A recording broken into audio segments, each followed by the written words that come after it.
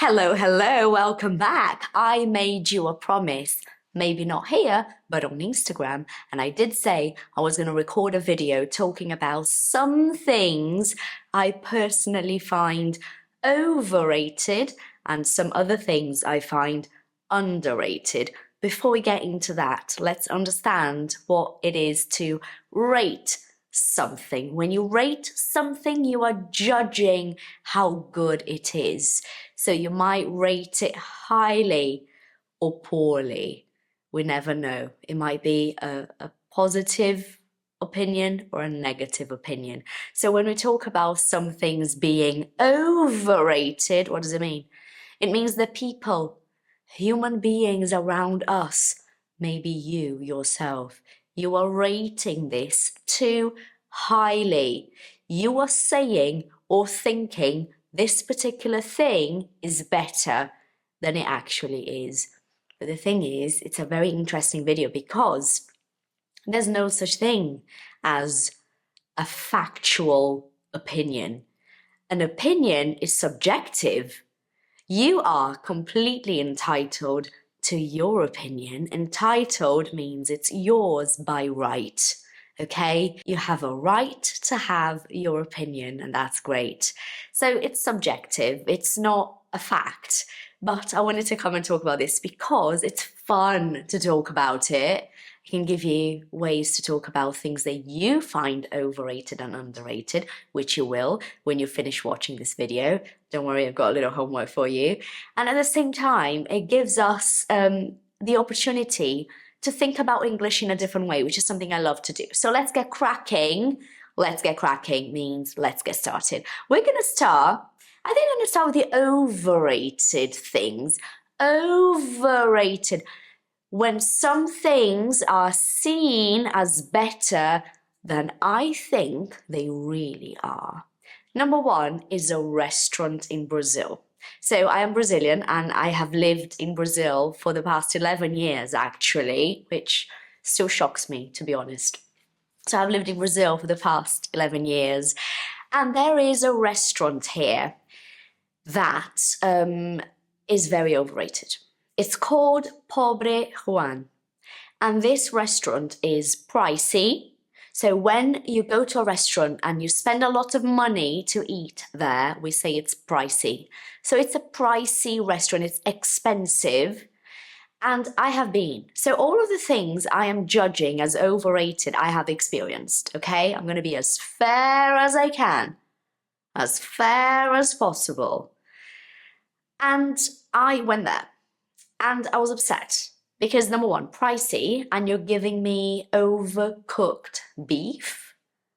Are you serious right now? It was burnt, actually. Now, I'm a cook. Yeah? I can cook. I cook well. So when you're serving me overcooked steak, I know it's overcooked. It was burnt. There's no other way to describe this. It was burnt, okay?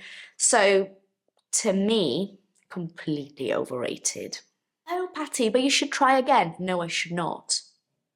Why am I going to go there again? I gave them a chance. No, I'm not going again. Number two. Now, as a Brazilian, I have to tell you that we are very big on wedding celebrations.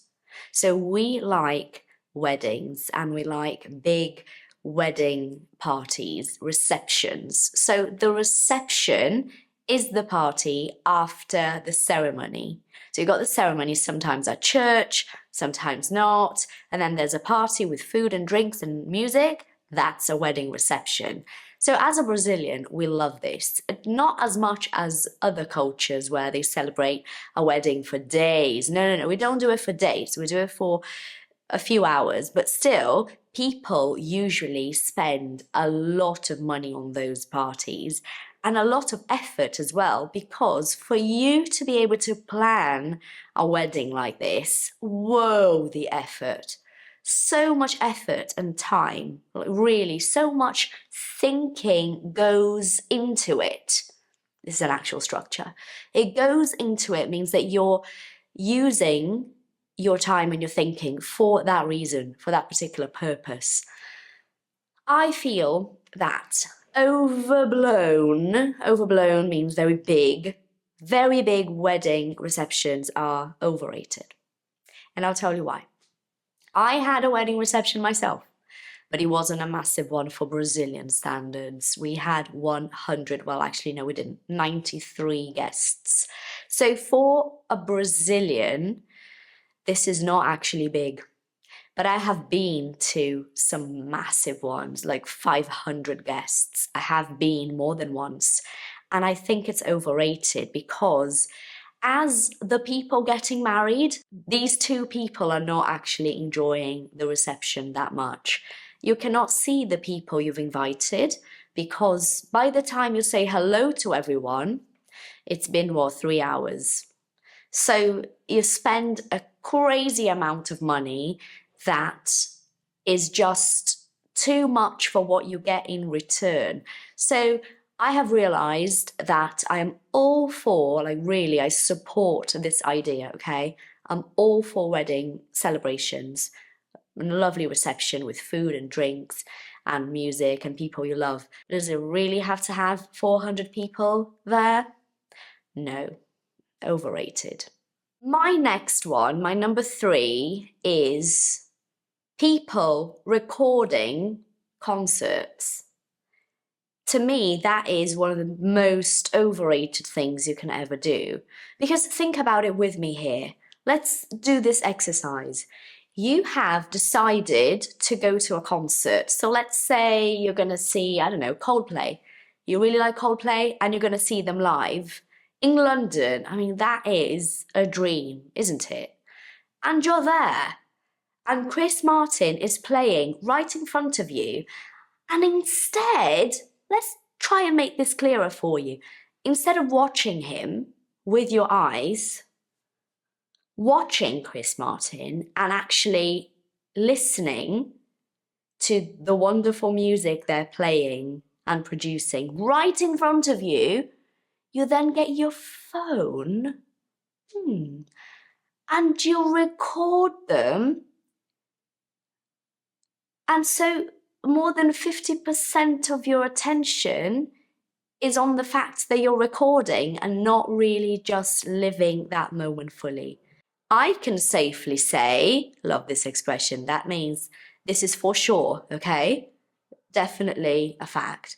I can safely tell you, I don't take videos at concerts unless it's a specific moment, like 1 minute that I want to record because it's something specific that I need to see later. Otherwise, no, not even photos. No, 1, maybe 2, no more than that. And then I'm done. My phone is in my bag and I'm fully present. So taking videos at concerts, extremely overrated. My number 4, of course, I have to say something about English, don't I? So here it goes. Duolingo is extremely overrated. It is. It doesn't make you learn a language. It gives you little clues, tiny clues, as to some vocabulary that they use in that language and some, most of the time, useless sentences. And it gives you the impression, that you're learning. Because obviously there's the whole gaming thing, isn't there? That you get rewards, then you get a medal, and you get whatever thing, and then it's the next stage, and then however many hours you've been dedicating to it. Overrated. It's not going to make you learn a language, period. Next one, and this is something I have spoken about before, but not in a sense that I find it overrated. So here it goes. Instagram or any app, TikTok or whatever, filters. I find filters extremely overrated because people using filters believe that it's making them look better, but it's in fact making them look worse, simply because it doesn't make them look like people anymore. They just look like AI. They look like they've got massive lips and a very thin nose and very explicit cheekbones and freckles that they don't actually have in real life. So the whole thing is weird and extremely overrated. Trust me, you're better off just showing your natural face. Wear some makeup, like I'm doing now, but don't change the features. Don't make your nose different, your lips different, your eye color. The whole thing freaks me out so much. And my last thing in terms of overrated is owning too many things. So having too many things. To me, that's extremely overrated. Let me tell you, I don't actually own that many things. I don't, because for years I have been a lot more conscious about what I buy and what I have. But I do have lots of things. So just as a quick example, when you have 20 different jumpers, so this is a jumper in British English, okay? When you have 20 of them and you put them away for summer, and then like, I don't know, 3 months, 4 months, 6 months in Brazil, it would be like 9 months later, you get them out of your wardrobe to wear them. They smell and they're dusty, and you're having to wash them before you wear them. So wouldn't it be a lot easier to just wash 5 than having to get through the whole pack of 20 different jumpers? Well, there you go. Owning too many things gives you more work. You have to think about where to keep it. You have to maintain it. You have to get rid of it when you don't want it anymore. You get bored of it. So it doesn't matter whether you have loads or just a few, you're going to get bored of them anyway. So it's just taking up a lot more of your time, which is why I find owning too many things extremely overrated. And now this video is too long because I can't stop talking. So do not worry, okay? I do have a list for my underrated things, and that will be the video I'm posting next week. So stay tuned, I'll be back. Now you leave me a comment telling me something you personally find overrated. I want to know. Go, be honest. See you next week.